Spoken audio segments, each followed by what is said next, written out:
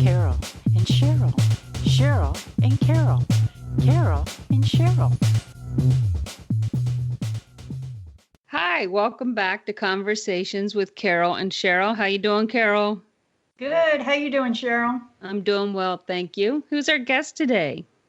So, Cheryl, we have a celebrity. We have Gail. Gail's going to tell her story. I met Gail in the swimming pool. I was doing laps. My back hurt, and she was just getting into the water. And she gave me some really good tips with these water weights. And we got to know each other in the pool. So welcome to the show, Gail. Thanks for having me. So it wasn't like skinny dipping or anything like that, a wild party? I took my leg off. That's as far as I'll go. That sounds pretty take wild. Your leg off for just everybody? No, or just I for me? don't. Just in the swimming pool. So what was it like for you before you had your leg amputated? I was very active. I was an A++ person. I retired twice, so I couldn't handle retirement. But I was a person who worked, around the clock. I was in the travel and tourism industry for many, many years, which is the occupation I had when I had an accident that caused me distress. I slipped and fell on black ice and broke my tib, fib, and my ankle off. And as a result of that accident, I ended up with an artificial ankle and had rehab and exercises and regained my active lifestyle. I was dancing and swimming and water aerobics, walking and hiking and biking and playing with grandkids, and continued to work. Okay, so you said you had an artificial ankle? Mm-hmm. Okay, but you still had your foot. Yes. Like a person gets their hip replaced, you got your ankle replaced. Right. And Okay. at the time, I was like the 14th ankle in the United States, and I'm from the Detroit area. It was filmed on Channel 4 for a health segment, along with my follow-up recovery and physical therapy, because it was a new operation. It was something that at the time, knee replacements, hip replacements, even then they were not run-of-the-mill like they are now. But I was very, very active. I maintained a sales career that included lots of black tie events and client entertainment. To this day, I maintain that same level of activity, but modified to fit my new normal. The artificial ankle became a problem once before, and I had surgery to remove some osteomyelitis, and I was fine for another 15, 18 years. What is osteo? Osteomyelitis it's like a bone-eating infection, and it attacked the artificial ankle, the bone around it. And how do you get that? Is it in your body? I think it's triggered by something that's already in your body. In my case, this time around, it was probably left in from the first surgery where they went in and cleaned up the artificial joint, but put the same one back in. Feeling this pain in late September, found somebody who was able to deal with artificial ankles, and went in and had surgery again to remove what he called like black applesauce goop and a cyst, but later found out that was also the ankle itself deteriorating. So I ended up with another infection along with the osteomyelitis, and after almost 6 weeks of IV antibiotics twice a week, the infectious disease doctor was getting very concerned and suggested that I go to Mayo. So we went to Mayo in Jacksonville for a second opinion, and they reviewed all my files and were quite blunt. I walked into the surgeon's office and he said, I will be perfectly blunt with you. You need a below the knee leg amputation. And I was like, oh, I was a little prepared, but not really prepared, because in my mind, I thought, we'll just take out the old artificial ankle and we'll get a new one. There's a new in-bone too that gives you the same flexibility, and I'd be able to move the joint and you do everything I was able to do before. And that was not going to happen. There wasn't enough bone left to support an artificial ankle. And chances are in 2 years, 3 years, I'd be back in the same predicament because my body would reject it. And that was the reality. And it only took a few hours to set in. But like I said, I was a little prepared for the outcome. I knew it was in the back of my mind, but I still had hopes that I would be able to just take out the old ankle, put in a new one. So we left Jacksonville. We actually left Mayo Clinic and went back to the hotel after stopping for a drink, of course, and called my kids. And that was on a Friday. Came back home, went to the infectious disease doctor on Tuesday. We left there with a name of a surgeon and a surgeon's appointment. We went to the surgeon on Thursday and left the surgeon's office with an appointment for a pre-op and a date and time for surgery and a prescription for oxycodone. And so that was on a Thursday, and the following Wednesday, I went in for below the knee leg amputation. And that was probably like the worst first week of my life. And it wasn't so much the losing the leg, it was the environment that I was in. I had a horrible roommate. The nurses were not as responsive as someone who's stuck in bed and can't get up to go to the bathroom needs. If you feel helpless and out of control, and you got to go. Nobody comes to help you. You're stuck. I was nauseous and I was projectile vomiting. Nobody came. So that first week was hellacious for me. Plus the realization that my leg's no longer there. And the phantom pain was excruciating and very difficult to manage. And I was getting no sleep. So I was more agitated and more on edge. But things turned around when I got moved into the rehab pavilion at Sarasota Memorial. A total 180 or 360, however you turn around. I was in a much better place. I was in a room of my own. I had an incredible nursing staff, and I was determined to get myself out of bed and go to the bathroom on my own. So part of my sales training in life was to set goals and to make lists of activities and the behaviors and the things I needed to do to attain those goals. So I took that overnight into my new normal and this new experience and said, my first goal is to get out of this bed and go to the bathroom by myself.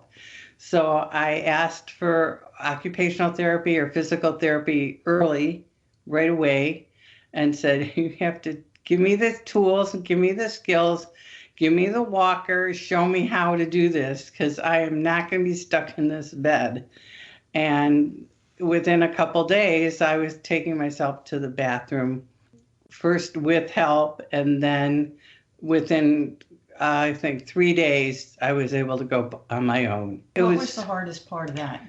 Using a walker and maintaining your balance and training your brain to work with your body so that even though you're used to going this speed, which was fast in my world, that you had to slow down and let your body catch up to your brain.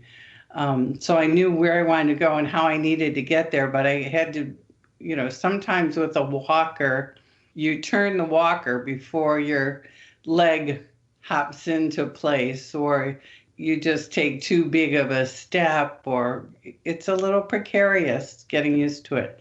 And then, all sense of vanity goes out the window because you're relying on other people to help you. So you're getting from a walker and you're scooching onto a chair to take a shower, and you're relying on people to help you do that, and then getting back to the walker and into a wheelchair and wheelchair back to your bed, or vice versa. So my life, the first week in rehab, was all about maneuvering myself from bed to wheelchair or bed to walker to get around my room. I gotta say that I would not have been able to get through any of this if I had not met like the most wonderful man in the world who stood by me and was supportive and just there every step of the way. My significant other, Howie, has been a godsend. You need somebody like that. I mean, I'm a pretty strong-willed person who doesn't, I'm not an I can't, I'm an I can. But that first week, I was devastated. I was mentally drained. It took every ounce of my being to get back into a positive mental attitude and state of I can. And again, without his help, I probably wouldn't have gotten there as fast. So what kind of support did he give you? You lose a part of your body, which limits who you are or what you can do in some people's minds. And then as a woman, you want to know that, am I going to be still attractive to him? Is he going to want to stay with somebody who's injured or hurt or who needs attention, or is going to rely on him to cook for me and to be like my hands and just help me get through this? And so you worry about those things. And I didn't have to worry about them. It just came naturally. So it sounds like he had unconditional love for you. He had. It didn't matter to him at all. Didn't matter. And to this day, it doesn't matter. And I think that because his wife had passed away from cancer and he had been a caregiver, that he was more in tune with the needs of a female in terms of not only just the sexual appeal and getting through those first awkward moments, but for a sense of you're okay. Mm-hmm. We're going to be okay. I will help you through this. He helped me into the shower. He bathed me. He helped me out of the shower. He wheeled me around our complex in a wheelchair. He encouraged me to walk. He walked with me. He was my little voice in my head going, you can do it, you can do it. Like, I think I can. Well, I could. But I don't think I could have done it as easily without him. And the other thing that helped was before I went in for surgery, our prosthetic group that I belonged to sent someone out to talk to me. And he was a young man. He was born without a leg, so it was an easier adjustment for him. But he had a hard time. He was in a different country. His prosthetic wasn't that great. But he showed me how easy it was to take it off and put it on, and that he could walk with it, and told me some of his experiences, and he's mountain climbing this and that. And so you didn't feel like I'm going to be one of those people stuck in a wheelchair for the rest of my life. That was not going to be me in any way, shape, or form. And I think after the first week, actually doing physical therapy and working with the staff there, by the second week, I was doing pretty good. I was impressing myself. I think one of the reasons was A, positive mental attitude, but B, I was in good physical shape beforehand. Yeah, I'm overweight, but I had done Pilates and water aerobics, and I was a swimmer, and I walked, and I did weights and water weights, and I had good core strength and good arm strength. So it made it a little easier to walk with the walker, to get myself up out of bed, to turn over and do some of the little things you don't think about until you're forced into a situation where you can't move the way you're used to moving. Near the second or third week, there was a young girl that came into the same floor as me, and she wouldn't do anything. She wouldn't do her physical therapy, and she didn't want to get out of bed. And the nurses asked me if I would go in and talk to her. And I went, oh, sure, but I don't know what I'm going to say. And then she said, you don't have to say anything. Just go in and talk to her and let her know that, your experience, and maybe some of you will rub off on her. She didn't come out of her room, but I did talk to her through her door. I guess from what I heard, that it made a little bit of a difference, because she started to look at things differently, and started to do the physical therapy, and started to work with people, and had told her physical therapist that she was just in the slump of feeling despair. And to hear somebody else's story, and to hear somebody else speak to her who had had a similar surgery, and let her know everything's going to be okay. You're just going to live your life, but you're just going to do things a little differently, made a difference. So then I felt like, this is something I want to do. I want to be that person. I want to be that person that goes in and talks to people before they have their surgery, and when they're just have their surgery, and be that little positive mental attitude person. Unfortunately, right now with COVID, they won't let anybody do that. But when they do, I'm ready. I see myself as, that's my role going to be. Carrying the message. Yeah. Carrying the message. I have 2 prosthetic legs. One that has a little wing and a foot that's more flexible. So I actually have an ankle that's hydraulic, and it moves, allowing me better flexion. And my other leg is a water leg, and it's more molded like my foot, but it's flat and it doesn't move up and down, but the foot itself moves. So I push a little button and the toes fold down so I can swim. And then you push the button and the ankle comes back up and locks into place. It's not so easy to walk in, but I can swim in it. I can walk on the beach. I can walk in the water. I go kayaking. So it's given me a lot more freedom. I can actually stand up with it in the shower, relegated to just sitting in the shower chair and being uncomfortable and reaching for things, but I do both. I have a little bit more freedom in that respect than someone who doesn't have a water leg. And so the first time I sat on the side of the pool, and I'm not thinking about any of this, I just was going to try swimming without the water leg on.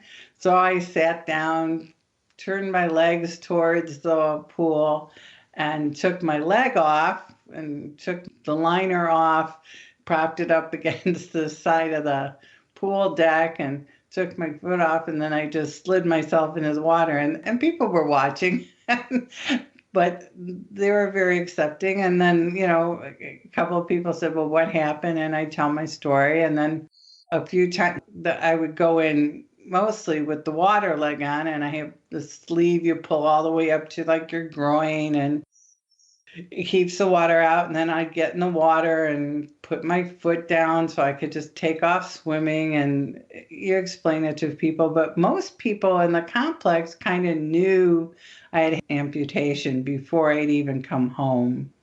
And everybody was very supportive and very encouraging, and offered to help, give Howie a break, push my wheelchair around for me, and whatever it would take. And it was tough. It was very, very mentally straining. And I thought perhaps it might be too taxing on our relationship because I really depended on him. And I'm a very independent person. So part of being brave is knowing when you need help and being brave enough to ask for it. And that took a lot for me to ask for help. And there were times early on where I would cry for no reason at all, when I would just feel like, oh, this is so frustrating. How did this happen to me? Why do bad things happen to good people? And in a way, it's been a revelation about who I am inside, that this is not going to stop me. It's not going to change me. It's not going to make me any different than what I was beforehand. If anything, it's helping other people to realize that when they complain about, oh, my back hurts, or oh, this or that or the other little thing, and they look at me and they went, okay, I'm not going to complain anymore. But I was telling Carol, we were walking the beach one day, and this young girl was looking at my leg, and her mom tried to pull her along and say, oh, I'm sorry that she stared. And I went, no, bring her back here. Come here. And I actually pulled up my pant leg and showed her my leg, and she goes, oh, wow, they're flamingos. And I had put little crystals on for the eyes, that my flamingo leg. She goes, that's really neat. How does it work? And I actually took it off and showed her how it worked. And I said, well, I hope that next time you see someone else that has, I think I said prosthetic leg, but he might have said fake leg or fake arm, you'll be just as understanding now that you see how it works. And I kind of looked funny at the mother because she was not having any of it. She just couldn't grasp the whole concept of a child being accepting, Right. So I do that whenever possible. If I see a child who's looking at my leg or staring at my leg, I'll come on over. In fact, it just happened Sunday. I have a friend who lives near me that we met online by accident because we're in the same prosthetic company, OPC, and she had seen a picture of my leg, and she just reached out on Instant Messenger. Where do you live? I said Bradenton. She goes, so do I. And I'm like 2 miles from the Cortez Bridge, right in Mount Vernon. And she goes, I live right next door to you in Coral Shores. She's like 2 blocks away. And so we both went to the market together, and there was this little boy who was just staring at the two of us. And she invited him over, and he's like knocking on her leg. And then he wanted to come over and look at my leg. And in some small way, you think you're helping people understand the differences that people have physically doesn't affect who they are on the inside. Yeah. It's a struggle. I mean, I was a very, very, very active person. I was in the tourism industry. I worked ridiculous hours. I did all sorts of things. I mean, snowmobile drag racing on ice and jet skis and raced sailboats, and just a lot of that I'm never going to do again. I get it. But I can still do a lot, except when it's absolutely freezing cold in Florida and you can't get in the pool. So that was the other thing too. The biggest thing that bothered me about the whole losing my leg, being in the hospital, doing rehab, was I gained weight. And that was before COVID. And because you're not active and you don't even think about it until one day you wake up and look in the mirror and say, how did this happen? So that's my biggest struggle right now. But I would tell anybody who has any kind of issue medically that alters their appearance or their abilities. First of all, I am not handicapped, except when it comes to using that handicap parking spot. Yeah. And requiring bathroom facilities that make it easier for us to be human and not suffer indignities. Toilets are too short, and bathrooms that don't have handrails make it nearly impossible. And I've had to not go to the bathroom because I'm afraid of not being able to get up. And that shouldn't be in this day and age. What I would say to anybody who's experiencing those kind of physical limitations that they weren't prepared for in life, or something's happened to change their mobility, whether it's grief or depression or anxiety issues, is that write down what it is you want to accomplish every day and the little tiny activities that you're going to do to get you to that point.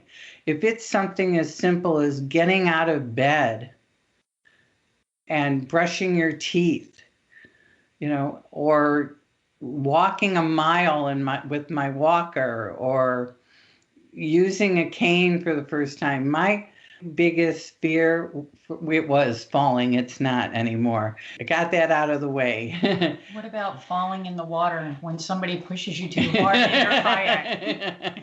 Yes, somebody did that. That was kind of freaky. I wasn't prepared for that. I was in my kayak and somebody who you're very friendly with decided to give me a push. And Howie knew that as soon as she did that, I was going over because it was too big a push. And I wasn't ready. And there I went, plump into the muck. I got right back up. I can tell you, I have never moved so fast in my life. Yeah, she kind of ran to the water like a crazy person. 2 hops and I was in the water, pulling her out. Oh my gosh. I fell once at 5 o'clock in the morning and had a walker, and I went to the bathroom, and you can imagine this, okay? I get up, I put my hands on the top of the walker, and I turned to walk, but I didn't bring the walker with me, and I just fell. And my nose hit the tile floor. I screamed. I'm shaking like a leaf. What's going through my mind is, oh, I hope he doesn't have to call an ambulance because I don't have any clothes on. But Howie jumped out of bed and we figured it out. I got my legs underneath me and he pulled me up. And the other thing I haven't been able to get myself back to doing is my bicycle. I tried riding my bike and I couldn't get my foot to pedal down and come around because the back of the prosthetic was stopping me from going around in a circle. So we had tried something in physical therapy they had one bike where you could adjust the crank. If they adjusted the crank and made the circumference that I had to pedal smaller, I could pedal. We bought a crank and put it on my bike, and I went out twice. I haven't gone out since. Wow. But Howie had to hold the bike and then I would take off because my brain is not putting the pieces of the puzzle together, so to speak. So putting your left foot on and your right foot on the pedal and pushing forward and then taking off, it's not clicking yet. And I am afraid of falling because after the ankle surgeries I've had I've had over 12 ankle surgeries altogether. Oh my God. And so my left leg is shot. I mean, because you're in boots and you're on crutches and you're on walkers and you're walking funny or your gait is off. And so you're putting all this pressure on your other knee, and my knee is on bone. And so we went to the doctor, the orthopedic surgeon last month, and he said, well, you need a knee replacement. And I said, no, I can't handle it. And Howie turns around to the doctor and says, neither can I. Yeah. And so we're going to use cortisone and whatever else to like put that off as long as possible. But, eventually I'm going to have to figure out how to do that. Wow. He had a double knee replacement. He did both knees at the same time. So he knows what it's like. And then I'm sure we'll eventually do that as well. But we have a strong relationship. We met here almost 2 years ago. We've been together since the day we met. We've been supportive of each other, and he is like my rock. And I think that makes a big difference because, my parents are gone, my brother is gone, my sister lives here, my kids are not anywhere near. And so, again, it really made a big difference having somebody and a very supportive community. And my friends from back in Michigan, I mean, when I let people know that I was going in for this surgery, I asked for one thing and one thing only. Please send me funny cards. They don't have to be get well cards, just please send me funny cards. Well, from the time I was in the hospital to, I would say a good month and a half, almost 2 months that I was home, I had 185 cards at one point. Wow. And when I was in the hospital, my whole window wall was wall-to-wall plants. It really, really makes a difference. I read those cards all the time, over and over again. So humor, and I want jokes. I want fun stuff. Please don't call me to tell me what's wrong with you, because I really don't care. I'll help you when I get better, okay? Right now, I'm focusing on me. That's too funny. That's all my life. I raised my kids. I raised stepkids. My job was a top priority. And me always came last. So what I've discovered in this last year and a half is me comes first. Good for you. And Howie. It's us. Us comes first. I'm going to do what's good for me and us. 2 weeks ago, a woman came up to me in the swimming pool and said, is this just a facade that you're always smiling and that you say you're doing awesome? And are you really this positive all the time? He said, there's no other way to be. Otherwise, you don't get through this. And I know she's facing some surgery and health issues. And she just looked at me like, you're right. I went, you can do this. Her husband's ailing. He won't be of any help to her, but there's enough people around. Part of being brave, again, is letting people help you because you can't do this by yourself. If it wasn't for my very supportive staff in rehab, my occupational and physical therapy professionals, the people at OPC, I wouldn't be where I'm at today. They keep you going. You just need that. And I came home from the hospital a week early because COVID had just hit the hospital. It was the 18th of March. So this hasn't been a year yet? No. Wow. Okay. We came home and I had an incision dressings that needed to be changed. We had no nurses, no OT to the house. no physical therapy to the house. My medical supplies never did arrive until after I didn't need them. He changed my dressings till I was able to do them by myself. We did everything by ourselves. That's amazing. We kind of figured out the physical therapy thing, and because I had my surgery March 4th. We came home March 18th. I didn't get my prosthetic until May, and I did not start a rehab afterwards with the prosthetic until June 1st. Amazing. It's hard to describe. You have to put the silicone sleeve that has like a point on the end of it, and then the point looks like a screw. It clicks into the hole at the base of your prosthetic. So you have to learn to put the sleeve on and make sure it's straight, and then click in, and then after a while, you wear compression stocking on your stump at night. It changes. It's always changing. So you're trying to shrink the stump, and now that it's been almost a year, you wear these socks over the prosthetic because otherwise you're too big in your prosthetic. So you go through 1-ply socks, and then you put 2 of them on, and then you go to a 3-ply sock, and then you go to a 5-ply sock, and then you might have to put a 1-ply over the 5-ply, or a 5-ply and a 3-ply.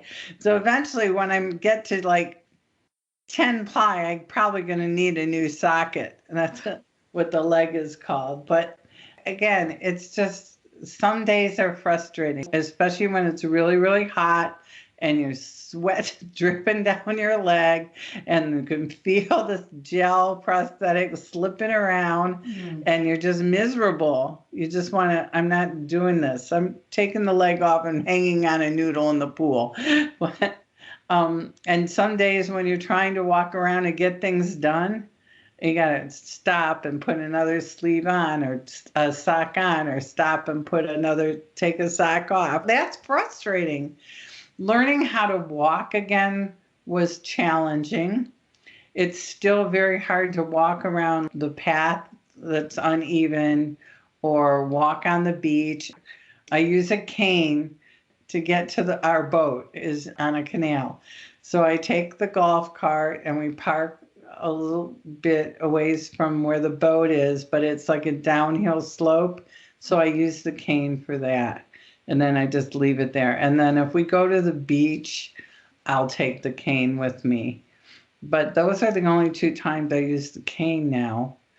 And I have some walking sticks. So I've been taking the golf cart down to our pavilion area. So there's like a circle to walk around, and I'll just walk around the circle, but I'll use the walking sticks because the cement's uneven, and sometimes my brain is walking faster than my feet. My toe will catch, so I use those because I feel more sturdier that way, and I can walk faster that way. I didn't run before I had this prosthetic. I'm not going to run now, but just to walk is okay. And I started out going to the grocery store and using the electric cart, and then I don't need the electric cart. I now take a shopping cart, even if I don't need much, but it's something to hold on to and steady yourself. You just adapt. Yeah, I would have thought this was like at least 3 years ago. So, I mean, your attitude with this really is just pretty new. Is fantastic. Yeah. That's great. And it surprised me too. That's great. I think you should get T-shirts made up that says, "Yes, you can." Yes, you can. That's your motto. Yeah. I can tell. Yes, you yes can. You can. Yes, I can. You can attest to this. I can't stand being around negative people. It drives me crazy. I can't tolerate being on people who say, I can't do this, I can't do this, I can't. And I'm going like, you can. Now, I mean, this is not something that's impossible. I'm not telling you to go walk a tightrope, but Right. I think that so many people psych themselves out of living. They get so comfortable being sedentary when something does happen to them, whether it's a loss and the tremendous grief has you paralyzed, or it's an illness, or something like an amputation of a body part, or losing your sight, or losing your hearing. You have to find ways to get yourself out of your comfort zone and take some risks and face whatever fear it is that's holding you back from living a life. Because sitting in a chair watching TV is not a life. And I was not going to be one of those people. I want my active life back. I want to swim. I want to boat. I want to go kayaking. I want to go to the beach. I want to hang out with manatees in the Gulf of Mexico, and I'm going to do it. I'll figure it out. Yeah, you're an inspiration. It's just your attitude is fantastic. That's all. Just amazing. I just hope that if there's somebody going through what I went through out there who's listening and they've felt that despair, that they'll realize there are options. There are people out there to help you figure it all out, and that you can be active. You just have to want to make goals for yourself and then do the activity and the work that will get you there. It takes a soul with stamina. It takes a lot of courage. It does take a lot of courage, and it takes a lot of courage to ask people for help. Women are not used to receiving. We're more givers than receivers. Well, we're nurturers. So it's really, I'll speak for me. It's very hard for me to receive. I can give all day long, but I'm not one to receive or ask for help. I was really connecting with that when you were talking about that. There are times when people say, "Oh, let me help me. Let me get this for you. Can I help you? Can I help you?" And I'm going like, "No. But when I need help, I will reach out my hand and say, I need a hand. Mm-hmm. When I need help, I will ask for it now. I'm not ashamed to ask for help with the littlest of things, like just holding someone's hand while I'm walking. It's just a whole new way of living, but I'm going to live. I think that's great. That's a great message right there. Mm-hmm. Yes, you can. Yes, you can. Go out and live. And go out and live. Live your life. Live your best life that you can live in the circumstances that you find yourself in. Well, we really appreciate you sharing your story with us. Well, that was really inspirational. I'm glad Gail came on. I hope she touches a lot of people that are struggling out there, and it's all a matter of, wanting to do it, determined to do it, and changing your mental attitude. Yep, I like her saying, I can do it. Yep, I'm going to do that tomorrow when I don't want to take my walk. I can do it. I can do it. So I want to remind our listeners to check out our Facebook page, Instagram page, and our website. So thanks, everybody, for listening. Yeah, thank you. Thank you, Gail. All right. Bye, Cheryl. Thank Bye, you. Carol. Carol and Cheryl, thank you.